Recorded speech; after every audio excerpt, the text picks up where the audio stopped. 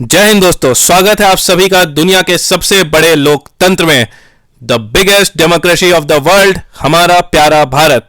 और आज राष्ट्रीय मतदाता दिवस पे आप सभी को ढेर सारी शुभकामनाएं, ढेर सारी बधाएं। जी हाँ दोस्तों, election commission of India to celebrate national voters day today, और आज हम मना रहे हैं 12वां नेशनल वोटर्स डे।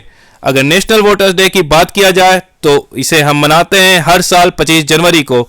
और 25 जनवरी को ही क्यों मनाते हैं? क्योंकि 25 जनवरी 1950 को, जी हाँ दोस्तों, 26 जनवरी से एक दिन पहले नेशनल कमीशन वाज एस्टैब्लिश्ड। जी हाँ दोस्तों, इलेक्शन कमीशन की स्थापना हुई थी 25 जनवरी 1950 में।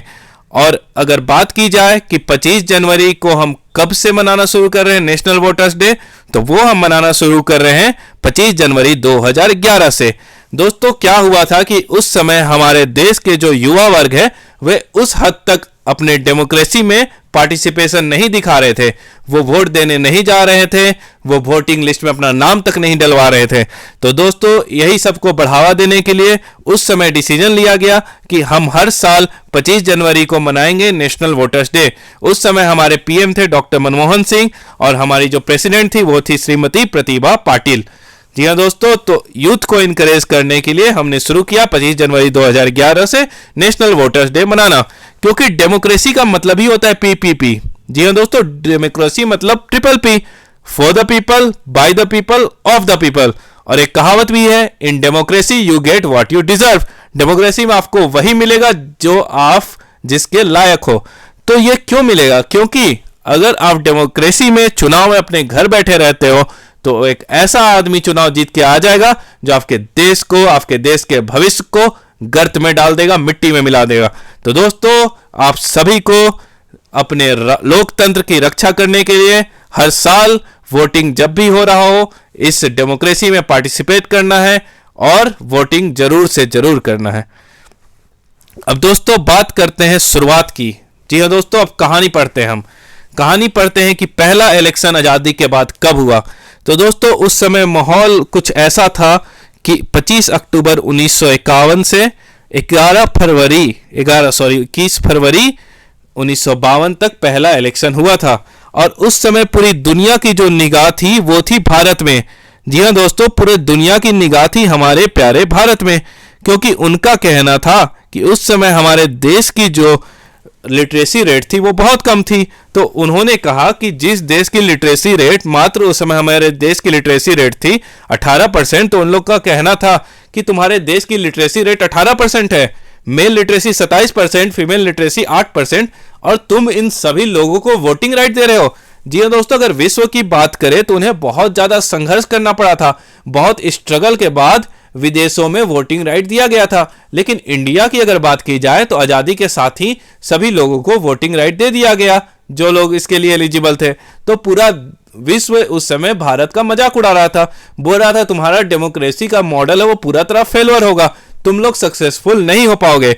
लेकिन हमारे नेताओं ने, हमारे दिग्गज नेताओं ने दहाड़ा, बोलना हम भारत शुरू से महान थे, है और रहेंगे, और ये हम इस चुनाव के बाद तुम सबको करके दिखाएंगे कि हमारा देश का लोकतंत्र बहुत ही ज्यादा सक्सेसफुल होगा और ये पूरा दुनिया का सबसे सक्सेसफुल लोकतंत्र बनेगा।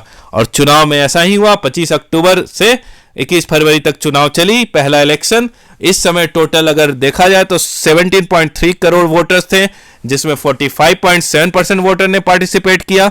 अगर चुनाव की रिजल्ट की बात करें तो उसमें इंडियन नेशनल कांग्रेस को मिले थे 364 आउट ऑफ 489 वोट्स, जो कि टोटल अगर आप वोट्स काउंट परसेंटेज की बात कर रहे हैं तो टोटल जितना वोट दिया गया था उसका 45% कांग्रेस को ही मिल गया था।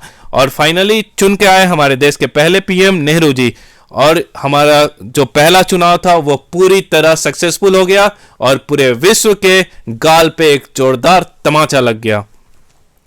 जी हाँ दोस्तों, अब आज की बात करें तो इस साल जो है हमारा जो नेशनल वोटर्स डे है उसका थीम क्या है? तो उसका थीम है making elections inclusive, accessible and participative. Inclusive बनाना है कि अधिक से अधिक लोग इसमें इंक्लूड हो जाए, पार्टिसिपेट करें, बार बार वोटिंग देने आए जब भी वोटिंग हो रहा हो, और दूर दराज के लोगों के लिए भी पोलिंग बूथ इस जगह से बनाया जाए कि वो आसानी से जाके वहां अपना वोट डाल सके। अगर टोटल रजिस्टर्ड वोटर की बात करें इंडिया में तो वो है 95.14 करोड़, जिसमें अगर मेल वोटर की बात की जाए तो 49.04 करोड़ और फीमेल वोटर्स की बात की जाए तो 46.09 करोड़। अगर न्यूली रजिस्टर्ड वोटर मतलब रिसेंटली जिन वोटरों ने रजिस्टर किया है तो वो है 1.37 करोड़। अब दोस्तों बात करते हैं इस साल हमारे जो चीफ इलेक्शन कमिश्नर थे श्री सुशील चंद्रा, उन्होंने कहा है कि इस साल हम लेके आ रहे हैं हिस्टोरिकल इलेक्टोरल रिफॉर्म और रिप्रेजेंटेशन ऑफ पीपल एक्ट में हम अमेंडमेंट लाएंगे, उसमें कुछ सुधार करेंगे। तो क्या सुधार करेंगे? पहला सुधार ये होगा दोस्तों उसमें कि registration of young voter 4 times होगा। ठीक है, रजिस्ट्रेशन ऑफ यंग वोटर जो होगा साल में 4 बार होगा। पहले ये रजिस्ट्रेशन बस एक बार होता था 1 जनवरी को, लेकिन अब ये रजिस्ट्रेशन होगा 1 जनवरी को, 1 अप्रैल को, 1 जुलाई को और 1 अक्टूबर को। ठीक है, अब दूसरा मेजर डिसीजन ये लिया गया है कि linking of voter I card with Aadhaar. अब आपका वोटर आई कार्ड को आधार कार्ड से जोड़ दिया जाएगा, क्योंकि बहुत सारे बोगस वोट, डुप्लीकेट वोट मारे जा रहे थे जो कि हमारे डेमोक्रेसी के लिए खतरा था। इसलिए ये दोनों मेजर डिसीजन लिए गए हैं। अब दोस्तों हम बात करते हैं इलेक्शन कमीशन ऑफ इंडिया की। तो इलेक्शन कमीशन ऑफ इंडिया, ये आप देख रहे होंगे, ये है हमारे सुशील चंद्रा जो अभी हमारे चीफ इलेक्शन कमिश्नर हैं। अगर पहले चीफ इलेक्शन कमिश्नर की बात की जाए तो वो थे सुकुमार सेन, और उसके बाद 2 इलेक्शन कमिश्नर होते हैं, तो एक है श्री राजीव कुमार और दूसरे हैं श्री अनूप चंद्र पांडे।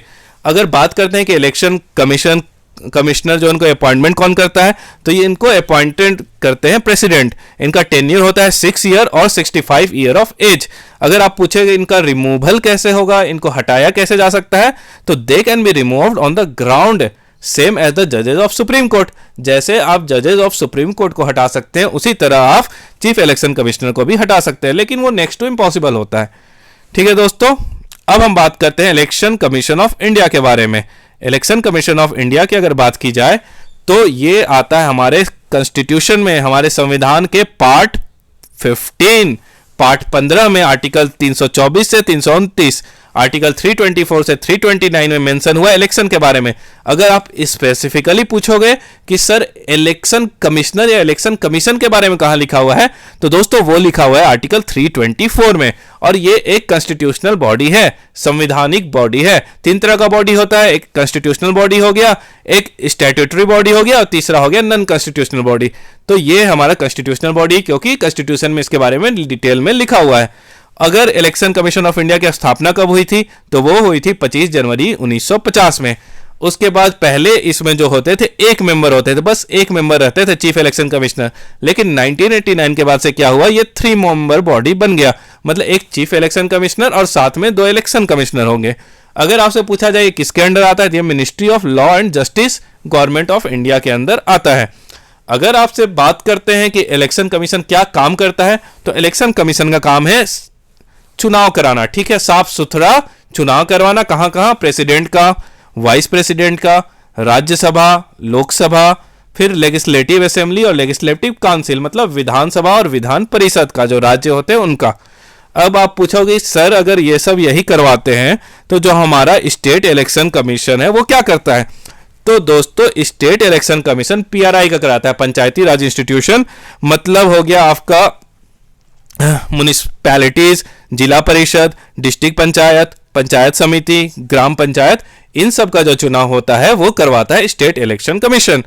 अब दोस्तों एक और इंपॉर्टेंट फैक्ट है इसमें कि 61st कॉन्स्टिट्यूशनल अमेंडमेंट एक्ट 1988 में क्या किया गया कि आपको बता दूं दोस्तों, अगर 1950 की बात करें तो उस समय जो वोटिंग राइट थी वो जिनका एज 21 साल या उससे ऊपर था उनको वोट देने का अधिकार था।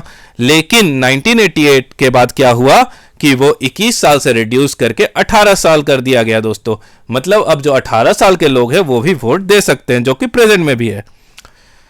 तो दोस्तों आज का हमारा लेक्चर यहीं तक रहा। अब हम आपसे 2 क्वेश्चन पूछते हैं जिसका कमेंट बॉक्स में जवाब बताएंगे। ठीक है, तो पहला क्वेश्चन है right to vote in India is a right to vote जो इंडिया में वो कैसा राइट है? Fundamental right, constitutional right, natural right या फिर लीगल राइट? और दूसरा सवाल आपका यह है कि who was the first women to become chief election commissioner of India? वह पहली कौन सी ऐसी महिला थी जो chief election commissioner of India बनी? ऑप्शन है आपका RM Nikam, SK Bedi, VS Ramadevi और जीडी दास।